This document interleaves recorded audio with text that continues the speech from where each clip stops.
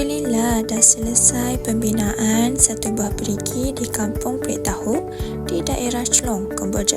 Terima kasih buat semua pewakaf yang turut serta menghulurkan sumbangan. Tanpa wakaf anda, misi bantuan ini tidak dapat dijalankan.